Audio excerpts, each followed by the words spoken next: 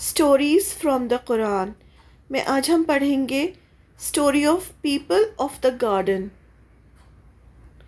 اعوذ باللہ من الشیطان الرجیم، بسم اللہ الرحمن الرحیم۔ People of the garden.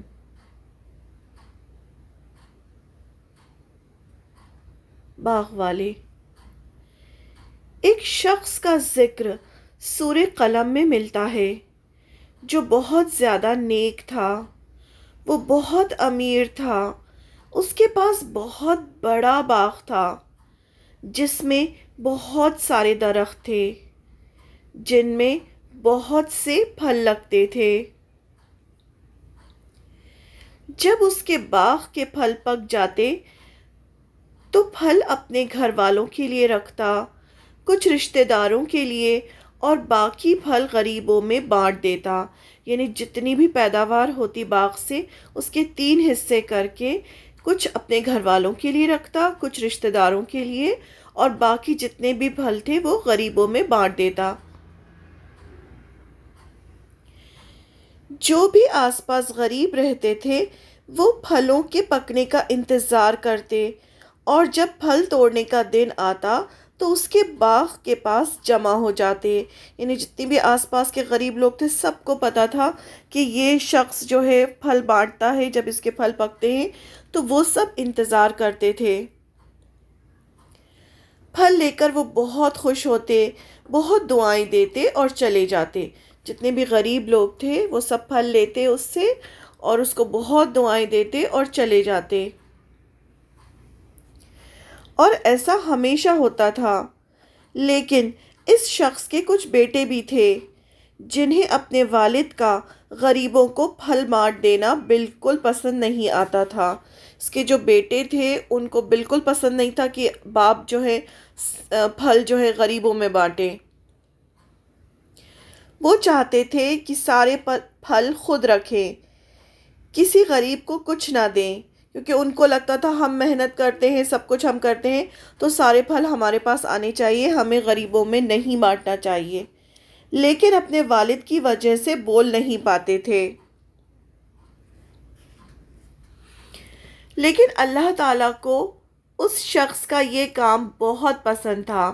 اللہ تعالیٰ کو بہت پسند آتا تھا کہ وہ اس طرح سے اپنے پھلوں کے 3 حصے کر کے رشتہ داروں کو، گھر والوں کو اور غریبوں میں بانٹتا تھا۔ تو اللہ کو یہ بات بہت اچھی لگتی تھی۔ اللہ تعالیٰ کو وہ آدمی جتنے زیادہ پھل غریبوں کو بانٹتا اتنا ہی زیادہ اللہ تعالیٰ برکت کرتے، یعنی اور اس کے باغ میں پھل آتے اور باغ میں پھلوں کی پیداوار بڑھاتے۔ یہ سب اللہ تعالیٰ کر رہے تھے کیونکہ رزق دینے والے اللہ تعالیٰ ہیں، اللہ ہی رزق دیتے ہیں اور اللہ تعالیٰ پسند کرتے ہیں کہ اللہ کے غریب جو بندے ہیں ان کو انسان بانٹے۔ تو وہ جتنا زیادہ بانٹتا تھا اللہ تعالیٰ اتنی ہی زیادہ برکت کرتے تھے۔ جو بھی اللہ کی رضا کے لیے اللہ کے راستے میں خرچ کرتا ہے تو اللہ تعالیٰ اسے دنیا اور آخرت دونوں جگہ اس کا بدلہ دیتے ہیں۔ یہ تو اللہ کا وعدہ ہے کہ اللہ کے راستے میں جو خرچ کرے گا تو اس کا صلہ اسے دنیا میں بھی ملے گا اور آخرت میں بھی ملے گا۔ ایسا بہت سالوں تک چلتا رہا جس کے نتیجے میں باغ اور زیادہ پھل دیتا رہا، یعنی باغ میں اور زیادہ پیداوار بڑھتی رہی اور وہ آدمی اور زیادہ غریبوں میں بانٹتا رہا، یعنی یہ سالوں تک چلتا رہا۔ ایک دن وہ آدمی مر گیا۔ اب باغ اس کے بیٹوں کے پاس تھا۔ بہت جلد وہ دن آنے والا تھا جب باغ سے پھل توڑے جانے تھے، یعنی وہ جو ایک پرٹیکولر دن تھا جس دن وہ سب غریبوں میں پھل بانٹتا تھا، جس دن باغ سے پھل توڑے جاتے تھے، تو اب وہ دن آنے والا تھا۔ بیٹوں کو پتا تھا کہ جب پھل توڑے جائیں گے تو سب غریب اکٹھا ہو جائیں گے تاکہ ان کو بھی پھل ملیں۔ لیکن یہ بیٹے کسی بھی غریب کو پھل نہیں دینا چاہتے تھے، یہ چاہتے تھے سارے پھل یہ خود رکھیں۔ ان سب نے مل کر کہا کہ ہمارا باپ تو ایک بیوقوف انسان تھا جو باغ کے پھل غریبوں میں بانٹ دیتا تھا۔ ہم نے اتنی محنت کی ہے باغ کو لگانے میں اور پانی دینے میں، اس لیے سارا فائدہ ہمیں ملنا چاہیے۔ انہوں نے ڈیسائیڈ کیا کہ اب ہم کسی بھی غریب کو کوئی پھل نہیں دیں گے، یعنی انہوں نے ڈیسائیڈ کیا کہ اب ہم سارے پھل خود رکھیں گے۔ ایک بھائی نے کہا کہ ہم اندھیرے میں ہی سارے پھل توڑ لیں گے تاکہ صبح صبح جب غریب آئیں تو انہیں کچھ نہ ملے۔ سب نے کہا ٹھیک ہے، ہم ایسا ہی کریں گے۔ کیونکہ وہ اللہ سے ڈرنے والا نہ تھے تو انہوں نے انشاءاللہ نہیں کہا، اور اس بات پر انہوں نے انشاءاللہ بھی نہیں کہا، اور ان کو اللہ کا ڈر بھی نہیں تھا۔ ان کا ایک بھائی تھا جو اللہ سے ڈرنے والا تھا، اس نے ان کو ایسا کرنے سے منع کیا اور کہا تم اللہ کی تسبیح کیوں نہیں کرتے، یعنی تم اللہ کی بڑائی بیان کرو، یہ سب اللہ نے دیا ہے۔ اسے سمجھانے کی ان کو کوشش کی، یعنی اللہ کو یاد کیوں نہیں کرتے اور انشاءاللہ کیوں نہیں کہتے، لیکن کسی نے بھی اس کی بات پر دھیان نہیں دیا۔ سارے بھائی سو گئے تاکہ صبح صبح اندھیرے میں ہی باغ جائیں۔ وہ صبح جلدی اٹھے اور گھر سے جلدی جلدی تیار ہو کر نکلے تاکہ غریبوں کے آنے سے پہلے ہی سارے پھل توڑ لیں، تاکہ غریبوں کے لیے کچھ نہ بچے۔ لیکن جب وہ جا رہے تھے تو انہیں نہیں معلوم تھا کہ انہوں نے اللہ تعالیٰ کو کتنا ناراض کیا ہے، یعنی جو ان کا یہ جو انٹینشن تھا کہ اب ہم غریبوں کو کچھ نہیں دیں گے اور ہم سارے پھل خود توڑ لیں گے، تو یہ جو ان کا انٹینشن تھا اس نے اللہ تعالیٰ کو بہت ناراض کیا تھا۔ وہ باغ پہنچتے اس سے پہلے ہی اللہ تعالیٰ نے انہیں سزا دی اور پورے باغ کو جلا دیا۔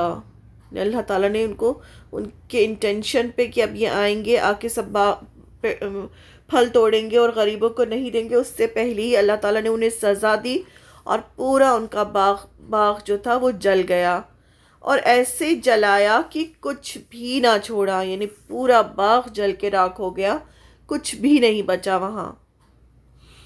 جب وہ باغ پہنچے تو انہوں نے سمجھا کہ شاید اندھیرے میں وہ غلط راستے پر آ گئے ہیں اور یہ ان کا باغ نہیں ہو سکتا، یعنی انہیں یقین ہی نہیں آیا کہ ہمارا باغ کہاں چلا گیا، یہ کیسے جل گیا۔ لیکن جب صبح کی روشنی پھیلی تو انہوں نے دیکھا کہ یہ ان کا ہی باغ ہے جسے اللہ تعالیٰ نے جلا دیا ہے۔ لیکن اب انہیں سب سمجھ آ گیا تھا کہ انہیں اللہ تعالیٰ نے ان کے ناپاک ارادے کی سزا دی ہے، یعنی اب وہ سمجھ چکے تھے کہ جو ان کا جو ناپاک ارادہ تھا اس کی وجہ سے اللہ تعالیٰ نے انہیں سزا دی ہے۔ ان کو یہ بھی سمجھ میں آ چکا تھا کہ ان کے والد جو غریبوں کو پھل بانٹتے تھے اسی وجہ سے اللہ تعالیٰ اور پھل دے رہے تھے، یعنی جو بھی برکتیں تھیں باغ کی وہ سب ان کے والد کے پھل بانٹنے کی وجہ سے تھیں۔ اب انہیں سب سمجھ میں آ چکا تھا۔ اب انہیں بہت پچھتاوا ہوا، وہ اللہ کی طرف پلٹے، یعنی اب انہوں نے اللہ سے معافی مانگی۔ انہوں نے اللہ سے معافی مانگی کہ آگے وہ کبھی یہ غلطی نہیں کریں گے، اور دعا کی کہ اللہ انہیں اور اچھا باغ دے۔ ایک اچھا انسان وہ ہوتا ہے جو غلطی ہونے پر اللہ کی طرف پلٹ جائے، اس سے معافی مانگے، غلط کام چھوڑ دے اور نیکیوں میں آگے بڑھے اور اللہ کو خوش کرنے کی کوشش کرے۔ جو ہمارا جو دنیا کا جو مقصد ہے وہ صرف یہ ہونا چاہیے کہ اللہ تعالیٰ ہمارے کاموں سے خوش ہو جائیں اور ناراض نہ ہوں، بس کوئی ایسا کام نہیں کرنا چاہیے جس سے وہ ناراض ہوں۔ اور جو سچا انسان ہوتا ہے وہ وہی ہوتا ہے کہ اگر اس سے کوئی غلطی ہو جائے تو وہ فوراً اللہ کی طرف پلٹے، اللہ سے معافی مانگے اور جو غلط کام کر رہا ہے اسے چھوڑ دے اور اب اللہ کو خوش کرنے کے لیے اور زیادہ نیکیاں کرے۔ لیسنز، اب ہمیں اس سٹوری سے کیا لیسن ملتا ہے؟ جو اللہ کے راستے میں خرچ کرتے ہیں اللہ تعالیٰ دنیا اور آخرت دونوں جگہ اس کا بدلہ دیتے ہیں اور مال میں برکت کرتے ہیں۔ جب ہم اللہ کے راستے میں خرچ کریں گے تو اللہ تعالیٰ ہمیں اور دیں گے۔ اللہ تعالیٰ پسند کرتے ہیں کہ اس کے بندے اپنا مال اور اپنا ہنر دوسروں کے ساتھ بانٹیں، یعنی اگر آپ کو کچھ اچھی بات پتہ ہے تو وہ بھی آپ دوسروں کے ساتھ بانٹ سکتے ہیں۔ اگر آپ نے کچھ سیکھا ہے تو آپ دوسروں کو سکھا سکتے ہیں. یعنی ایک مومن جو ہوتا ہے وہ دوسروں کے لیے فائدہ مند ہوتا ہے، اس سے ہر انسان کو فائدہ پہنچنا چاہیے. تو جب انسان اس طرح سے کرتا ہے تو پھر اللہ تعالیٰ اس میں اور برکت کرتے ہیں اور خوش ہوتے ہیں. ہم رمضان میں بھوکے رہتے ہیں لیکن غریب تو ہر دن ہی بھوکے ہوتے ہیں. اللہ کے راستے میں مال خرچ کرنے سے مال بڑھتا ہے، کم نہیں ہوتا. اللہ اس کے کئی گناہ بڑھا دیتے ہیں. یعنی جتنا مال ہوتا ہے اس کو کئی گناہ بڑھا دیتے ہیں اللہ تعالیٰ ہماری نیت کو دیکھ کر. ہمیں نہیں بھولنا چاہیے کہ اللہ نے ہمارے مال میں دوسروں کا بھی حصہ رکھا ہے. یعنی ایسا نہیں ہے کہ جو مال ہے ہمارا، جو ہمیں مل رہا ہے، وہ صرف ہمارے لیے ایک آزمائش ہے. یعنی اللہ تعالیٰ ہمیں دے کر آزماتے ہیں کہ اب ہم اللہ کے ان بندوں کا کتنا خیال رکھتے ہیں جن کو اللہ تعالیٰ نے نہیں دیا ہے. تو ہمارا جو مال ہے وہ بہت بڑی آزمائش ہے، اور ہمیں نہیں بھولنا چاہیے. قرآن سے ہی ہمیں پتہ چلتا ہے کہ ہمارے مال میں سب غریبوں کا بھی حصہ ہے، مسافروں کا، اور جو اللہ تعالیٰ نے پوری لسٹ دی ہے کہ ان سب کا، ماں باپ کا، رشتہ داروں کا، سب کا ہمارے مال میں حصہ ہے. تو ہمیں سارا مال اپنے خود کے لیے نہیں سمیٹنا چاہیے کہ صرف مجھے اس کا فائدہ ہو اور کسی کو نہ ہو. چاہے کتنا ہی بڑا گناہ کیوں نہ کیا ہو، لیکن جب ہم اللہ سے معافی مانگتے ہیں تو اللہ تعالیٰ ضرور اسے معاف کر دیتے ہیں. یعنی ہمیں یقین ہونا چاہیے کہ ہم جب دوبارہ اللہ کی طرف پلٹیں گے تو اللہ تعالیٰ کا وعدہ ہے کہ اللہ تعالیٰ معاف کر دیتے ہیں. لیکن اس کی شرط ہے کہ ہمیں پھر گناہ دوبارہ دہرانا نہیں چاہیے، اور اچھے اچھے نیکیاں کرنا چاہیے. جو نیکیاں ہوتی ہیں وہ گناہوں کو مٹا دیتی ہیں اور اللہ کو راضی کرتی ہیں. یعنی ہر حال میں ہمیں اللہ کو راضی کرنے کی کوشش کرنی چاہیے. ہمیں ہمیشہ غلطی ہونے پر اللہ کی طرف پلٹنا چاہیے، معافی مانگنا چاہیے، اور آگے وہ غلطی نہیں دہرانا چاہیے. اب اس کا ریفرنس دیکھتے ہیں قرآن مجید میں کہ یہ سٹوری کہاں آئی ہے. پارہ نمبر 29 سورہ القلم، سورہ نمبر 68 میں یہ سٹوری آئی ہے، آیت نمبر 17 سے 35 تک. اعوذ باللہ من الشیطان الرجیم، بسم اللہ الرحمن الرحیم. انا بے شک ہم، بلوناہم آزمایا ہم نے انہیں، کما جیسا کہ بلونا آزمایا ہم نے اصحاب الجنہ باغ والوں کو. ہم نے انہیں بھی ایسے ہی آزمایا جیسے کہ ہم نے باغ والوں کو آزمایا تھا. اس جب اقسمو انہوں نے قسم کھائی، لیسرمنہا البتہ وہ ضرور کاٹ لیں گے اسے، مصبحین صبح سویرے ہی. بے شک ہم نے انہیں اسی طرح آزما لیا جس طرح ہم نے باغ والوں کو آزمایا تھا، جب انہوں نے قسمیں کھائیں کہ صبح ہوتے ہی اس باغ کے پھل توڑ لیں گے. اب یہ جو پارٹ ہے آیت کا کہ بے شک ہم نے انہیں اسی طرح آزما لیا جس طرح ہم نے باغ والوں کو آزمایا تھا، تو یہ کس کی طرف اشارہ ہے؟ اللہ تعالیٰ فرماتے ہیں ہم نے مکہ والوں کو مال اور دولت سے نوازا تاکہ وہ اللہ کا شکر کریں، نہ کہ کفر اور تکبر. لیکن انہوں نے کفر کیا تو ہم نے انہیں بھوک اور قحط کی آزمائش میں ڈال دیا، جس میں وہ نبی کی بد دعا کی وجہ سے کچھ عرصے مبتلا رہے. آپ صلی اللہ علیہ وسلم نے بد دعا کی تھی تو مکہ والے جو تھے کچھ عرصہ ایسا گزرا ان کے اوپر کہ ان کے اوپر بھوک اور قحط سالی ہوئی تھی. پھر انہیں باغ والوں کا قصہ یاد دلایا گیا، تو پھر اللہ تعالیٰ نے ان کو باغ والوں کا قصہ یاد دلایا. جبکہ انہوں نے قسمیں کھائیں کہ وہ صبح ہوتے ہی باغ کے پھل تو اتار لیں گے. باغ والوں کا قصہ عربوں میں مشہور تھا. یہ باغ یمن سے کچھ فاصلے پر تھا. اس کا مالک اس کی پیداوار مسکینوں پر بھی خرچ کرتا تھا، لیکن اس کے مرنے کے بعد جب اس کی اولاد اس کی وارث بنی تو انہوں نے کہا کہ ہمارے تو اپنے خرچے مشکل سے پورے ہوتے ہیں، ہم اس کی آمدنی میں سے مسکینوں اور مانگنے والوں کو کس طرح دیں. اور انہوں نے قسم کھائی کہ صبح ہوتے ہی باغ کے پھل توڑ لیں گے. نیکسٹ آیت، ولا اور نہیں، यस्तस्नूना, वो इस्तिस्ना कर रहे थे। फत फताफा, तो फिर गया, अलैहा, उस पर, ताइफुन, एक फिरने वाला, मिर रब्बी का, आपके रब की तरफ से, वहुम, और वो, नाइमूना, सो रहे थे।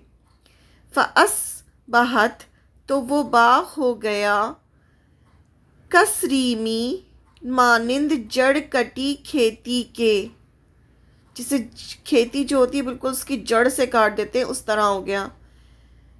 फतनादौ, तो वो एक दूसरे को पुकारने लगे, मुस्बिहीना, सुबह सवेरे ही। और इंशाअल्लाह न कहा, यानी सुबह होते ही फल फल तोड़ लेंगे और पैदावार काट लेंगे, इस पर इंशाअल्लाह न कहा। यानी इन्हें अपनी कुदरत और अपनी इख्तियार पर ऐसा भरोसा था कि कसम खा कर कह दिया कि हम ज़रूर कल अपने बाग के फल तोड़ेंगे, और ये कहने की कोई ज़रूरत महसूस ना की कि अगर अल्लाह ने चाहा तो हम ये काम करेंगे। आयत नंबर 19। बस फिर गया उससे एक फिरने वाला अपने रब की तरफ से, और ये सो रहे थे। कुछ लोग कहते हैं कि रातों रात उस बाग को आग लग गई, और कुछ कहते हैं कि जिब्रील अलैहिस्सलाम ने आकर उसे तहस नहस कर दिया। आयत नंबर 20। बस वो बाग ऐसा हो गया जैसे कटी हुई खेती, यानी जिस तरह खेती कटने के बाद खुश्क हो जाती है उस तरह सारा बाग उजड़ गया। बाज़ ने तर्जुमा ये किया है कि स्याह रात की तरह हो गया, यानी जलकर। आयत नंबर 21। अब सुबह होते ही उन्होंने एक दूसरे को आवाज़ें दी, यानी रात को ये सब कुछ हो गया, उन्हें नहीं पता था, और अब वो सुबह एक दूसरे को आवाज़ें लगा रहे थे। आयत नंबर 22। इन्हें खुदू की सुबह सवेरे चलो, अला हर से कुम, अपने खेत पर, इन अगर कुन तुम हो तुम सारे मीना, फल तोड़ने वाले। एक दूसरे को आवाज़ें लगाने लगे कि चलो खेत पे चलो अगर तुम फल तोड़ने वाले हो तो। फन तलकू, तो वो चल दिए, वहुम, और वो, यतखाफतूना, और वो चुपके चुपके आपस में बातें कर रहे थे। तब अल्लाह ताला पूरा एक मंज़र हमारे सामने रख रहे हैं। अगर आयत नंबर 22, अगर तुम्हें फल तोड़ने हैं तो अपनी खेती पर सुबह सुबह चल पड़ो, आपस में बातें कर रहे थे वो।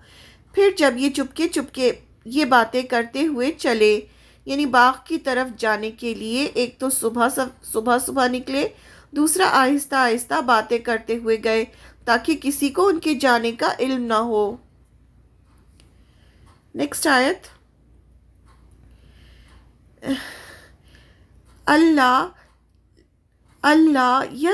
यदखुलन्नहा, कि ना हरगिज़ दाखिल हो उसमें, अल यौमा, आज, अलैकुम, तुम पर, मिस्कीनुन, कोई मिस्कीन, यानी चुपके चुपके बातें कर रहे थे कि आज कोई मिस्कीन बाग में दाखिल ना हो। वगदाओ, और वो सुबह सवेरे निकले, अला हर दिन, रोकने पर, कादिर बनते हुए, और वो सुबह सवेरे निकले रोकने पर कादिर बनते हुए। फलम्मा, तो जब रआउहा, उन्होंने देखा उसे, कौलू, तो कहने लगे, इन्ना, बेशक हम, लदौलून, अलबत्ता रास्ता भूल गए। जब अपने बाग को देखा तो उन्होंने कहा हमने तो रास्ता भूल गए, यानी हम तो कहीं और आ गए। बल्कि नहनो, हम, महरूमून, हम तो महरूम कर दिए गए। फिर उन्हें समझ में आया कि नहीं, बल्कि हम तो महरूमून, हम तो महरूम कर दिए गए, इन्हें अल्लाह ताला ने हमसे सब कुछ छीन लिया है।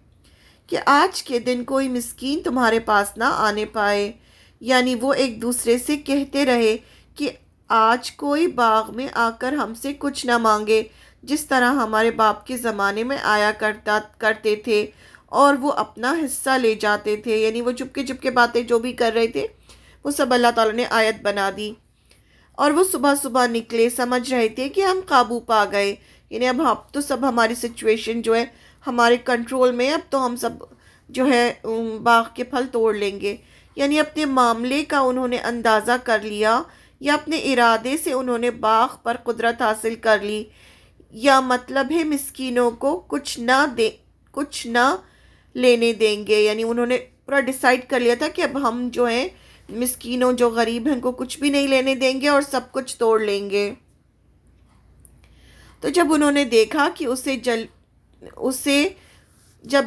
اسے یعنی جلے ہوئے باغ کو، تو بے شک ہم البتہ راستہ بھول گئے.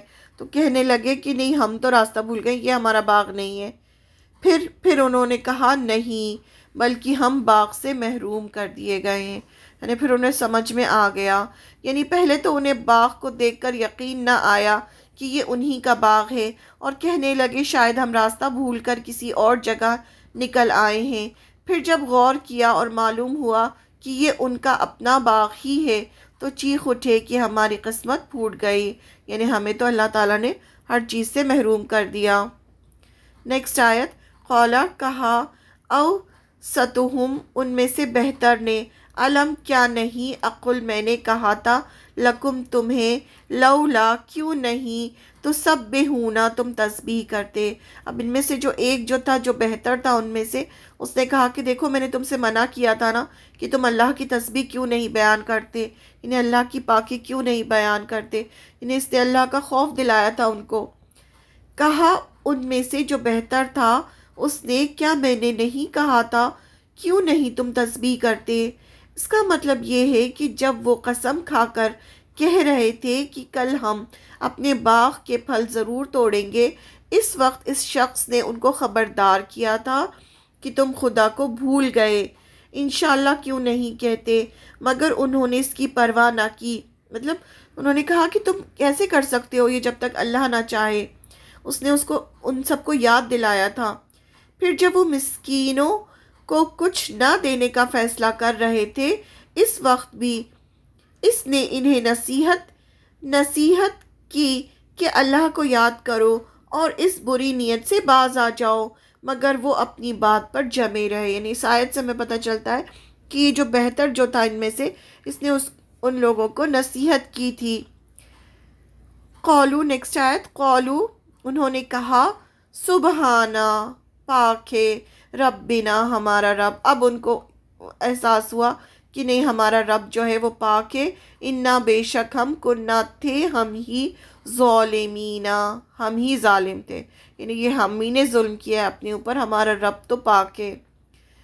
فاقبلا تو متوجہ ہوا، بعضہم بعض ان کا، علی بعض بعض پر، یتلاومون آپس میں ملامت کرتے ہوئے. ابھی ایک دوسرے کو وہ ملامت کرنے لگے، ایک دوسرے کو کوسنے لگے کہ تمہاری وجہ سے ہوا، وہ کہنا تمہاری وجہ سے ہوا. قالو انہوں نے کہا، یا ویلنا ہائے افسوس ہم پر، انا بے شک ہم، کنہ تھے ہم ہی، طاغینا سرکش. یعنی یہ جو ہم نے کیا ہے ہم پر افسوس ہو، ہم ہی سرکش تھے، یعنی ہم ہی غلط تھے. تو سب کہنے لگے ہمارا رب پاک ہے، بے شک ہم ہی ظالم ہیں. یعنی اب انہیں احساس ہوا کہ ہم نے اپنے باپ کے طرز عمل کے خلاف قدم اٹھا کر غلطی کا ارتکاب کیا ہے، جس کی سزا اللہ نے ہمیں دی ہے. اس سے یہ بھی معلوم ہوا معصیت کا عزم، یعنی گناہ کا ارادہ. معصیت یعنی گناہ کو کہتے ہیں، عزم یعنی ارادہ، اور اس کے لیے ابتدائی اقدامات بھی، یعنی انیشیٹو لینا، غلط کام کا پہلے ارادہ کرنا، پھر اس کے لیے نکلنا. ابھی تو دیکھیے انہوں نے غلط کام کیا تو نہیں تھا، پھل توڑے تو نہیں تھے، غریبوں سے روکے تو نہیں تھے، لیکن بس انہوں نے ارادہ کیا تھا اور نکلے ہی تھے. تو معصیت کی طرح جرم ہے. تو یہ بھی جو گناہ ہوتا ہے اسی کے برابر جو ہے وہ بھی، یہ بھی گناہ ہے کہ گناہ کا ارادہ کر کے نکلنا، جس پر مؤاخذہ ہو سکتا ہے، یعنی اس پر پکڑ ہو سکتی ہے. صرف وہ ارادہ معاف ہے جو وسوسے کی حد تک ہو. صرف ایسا ارادہ کہ کوئی آپ کو ارادہ آیا اور آپ نے بس وسوسہ آیا اور آپ نے نہ اس گناہ کو کرنے کا ارادہ کیا، نہ آپ اس میں نکلے، تو وہ تو معاف ہے۔ لیکن اگر آپ نے کوئی گناہ کا ارادہ کر لیا اور آپ اس گناہ کرنے کے ارادے سے نکل بھی گئے تو پھر آپ کی پکڑ ہو سکتی ہے۔ پھر ایک دوسرے کی طرف رخ کر کے آپس میں ملامت کرنے لگے، یعنی ہر ایک نے ایک دوسرے کو الزام دینا شروع کر دیا کہ اس کے بہکاوے میں ہم نے خدا فراموشی اور بدنیتی میں مبتلا ہوئے، یعنی ایک دوسرے کو کہنے لگے کہ تمہاری وجہ سے ہم نے اللہ کو ناراض کیا اور یہ غلط نیت ہم میں مبتلا ہوئے۔ کہنے لگے ہائے افسوس، یقیناً ہم سرکش تھے، یعنی جو کچھ بھی ہم نے کیا ہے یہ سب سرکشی میں کیا ہے۔ نیکسٹ آیت، اسا امید ہے ربنا، رب ہمارا، ان کی یبدلنا، وہ بدل کر دے ہمیں، خیرن بہتر، منہا اس سے، انا بے شک ہم، الا ربنا طرف اپنے رب کے، راغبونا رغبت کرنے والے ہیں، یعنی پھر انہوں نے امید کی کہ شاید ہم اللہ سے معافی مانگے تو اللہ تعالیٰ ہمیں اس کے بدلے میں جو ہے بہتر عطا کرے۔ امید ہے کہ ہمارا رب ہمیں اس سے بہتر بدلہ دے۔ ہم تو اب اپنے رب سے ہی آرزو رکھتے ہیں۔ کہتے ہیں انہوں نے آپس میں عہد کیا، یعنی وعدہ کیا کہ اب اگر اللہ نے ہمیں مال دیا تو اپنے باپ کی طرح اس میں سے غریب اور مسکین کا حق ادا کریں گے۔ اس لیے ندامت اور توبہ کے ساتھ رب سے امید بھی کی، یعنی اب انہوں نے وعدہ کیا اللہ سے، جب اللہ کی طرف توبہ کی پلٹے تو انہوں نے ڈیسائیڈ کیا کہ اب ہم جو ہیں جیسے ہمارے والد کرتے تھے ویسے ہم کریں گے، تو اس پر پھر امید کی کہ انہوں نے شاید اللہ تعالیٰ ہمیں معاف کر دے اور اس سے بہتر عطا کرے۔ نیکسٹ آیت، کذالکا اسی طرح ہوتا ہے، العذاب عذاب، اللہ تعالیٰ فرما رہے ہیں کہ اسی طرح اللہ کا عذاب آتا ہے، فلا عذاب الآخرتی اکبر، اور یقیناً آخرت کا عذاب اس سے بھی بڑا ہے، یعنی جو دنیا میں جو تھوڑے بہت دکھاتے ہیں اللہ تعالیٰ تو یہ تو ہے ہی عذاب، لیکن اللہ تعالیٰ فرماتے ہیں کہ آخرت کا جو عذاب ہے وہ اس سے بھی بڑا ہے، لو کاش کانو ہوتے یا لمونا، وہ جانتے۔ یہ اللہ تعالیٰ کے ورڈ سے آخری جو اینڈ ہو رہا ہے کہ یہ جو عذاب ہے اسی طرح اللہ کا عذاب آتا ہے، لیکن آخرت کا عذاب، یعنی آخرت سے ڈرو اور اللہ کو ناراض نہ کرو، اچھے اچھے کام کرو۔ تو اللہ تعالیٰ فرماتے ہیں کاش کہ وہ جانتے کہ آخرت کا عذاب جو ہے وہ اس سے بھی بڑا ہے۔ اسی طرح آتا ہے عذاب، اور آخرت کا عذاب بہت ہی بڑا ہے، کاش وہ جانتے، یعنی اللہ کے حکم کی مخالفت اور اللہ کے لیے مال میں کنجوسی کرنے والوں کو ہم دنیا میں بھی اسی طرح عذاب دیتے ہیں، لیکن افسوس وہ اس حقیقت کو نہیں سمجھتے، اس لیے پرواہ نہیں کرتے، یعنی لوگوں کو سمجھ میں نہیں آتا یہ بات، اور کنجوسی کرتے ہیں اور اللہ کی راہ میں خرچ نہیں کرتے اور اللہ کو ناراض کرتے ہیں۔ نیکسٹ آیت، انا بے شک للمتقین، متقی لوگوں کے لیے، عند ربہم پاس ان کے رب کے، جنات النعیم نعمتوں والے باغات ہیں، لیکن جو متقی لوگ ہوں گے جو اللہ کو راضی کرنے کی کوشش کرتے ہیں ان کے لیے اللہ تعالیٰ فرماتے ہیں کہ نعمتوں والے باغات ہوں گے۔ افنجعل المسلمین، کیا بھلا ہم کر دیں گے فرما برداروں کو، کل مجرمین مجرموں کی طرح، اللہ تعالیٰ فرماتے ہیں کیا ایسا ہو سکتا ہے کہ جو فرما بردار ہوں اور جو مجرم ہوں وہ دونوں برابر ہوں؟ کیا ہم انہیں برابر کر سکتے ہیں؟ یعنی جو مجرم ہوں گے ان کے لیے تو جہنم ہوگی، اور جو فرما بردار ہوں گے ان کو اللہ تعالیٰ نعمتوں والے باغات میں داخل کریں گے۔ تو جو بھی اللہ کو راضی کرے گا وہ نعمتوں والے باغات یعنی جنتوں میں داخل کیا جائے گا، اور جو اللہ کو ناراض کرے گا تو دنیا میں بھی اس کو سزا ملے گی، اور آخرت کی سزا تو ہے ہی بڑی، اور دونوں کا حال جو ہے، جو رزلٹ ہے دونوں کا برابر نہیں ہو سکتا۔ پرہیزگاروں کے لیے ان کے رب کے پاس نعمتوں والی جنتیں ہیں۔ مکہ کے بڑے بڑے سردار مسلمانوں سے کہتے تھے کہ ہم کو یہ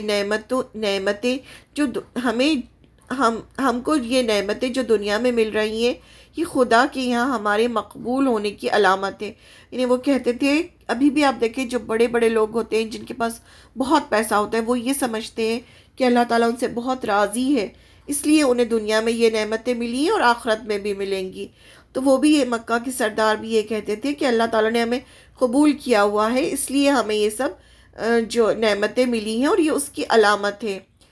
اور تم جس بدحالی میں مبتلا ہو، یعنی تم تو مسلمان ہو، تم تو اتنے غریب ہو، بدحال ہو، یہ اس بات کی دلیل ہے کہ تم پر خدا کا عذاب ہے. لہٰذا اگر کوئی آخرت ہوئی بھی جیسا تم کہتے ہو، جب ان کو آخرت سے ڈرایا جاتا تھا تو وہ اس طرح سے کہتے تھے، تو ہم وہاں بھی مزے کریں گے اور عذاب تم پر ہوگا نہ کہ ہم پر. اس کا جواب اس آیت میں دیا گیا. اللہ تعالیٰ نے اس آیت میں اس کا جواب دیا کہ جو مجرم ہوں گے وہ متقین کی طرح نہیں ہوں گے. دونوں کا رزلٹ جو ہوگا وہ الگ الگ ہوگا، اور متقین جو ہوں گے وہ تو نعمتوں والی جنتوں میں ہوں گے. کیا ہم مسلمانوں کو مثل گنہگاروں کی کر دیں گے؟ انہیں دونوں کو کیا برابر کر سکتے ہیں؟ اللہ تعالیٰ فرماتے ہیں، مشرکین مکہ کہتے تھے اگر قیامت ہوئی تو وہاں بھی ہم مسلمانوں سے بہتر ہی ہوں گے، جیسے دنیا میں ہم مسلمانوں سے زیادہ اچھے حال میں ہیں. اللہ تعالیٰ نے اس کے جواب میں فرمایا، کس طرح ممکن ہے کہ ہم مسلمانوں کو یعنی اپنے فرما برداروں کو مجرم یعنی نافرمانوں کی طرح کر دیں گے؟ مطلب یہ ہے کہ یہ کبھی نہیں ہو سکتا کہ اللہ تعالیٰ عدل اور انصاف کے خلاف دونوں کو ایک جیسا کر دے. تو یہ جو قرآن، یہ مکی صورتیں ہیں تو یہ نازل ہو رہی تھیں، اور آپ صلی اللہ علیہ وسلم یہ آیتیں ان کو پڑھ کے سناتے تھے مشرکین مکہ کو کہ دیکھو اللہ تعالیٰ اس طرح سے فرما رہے ہیں.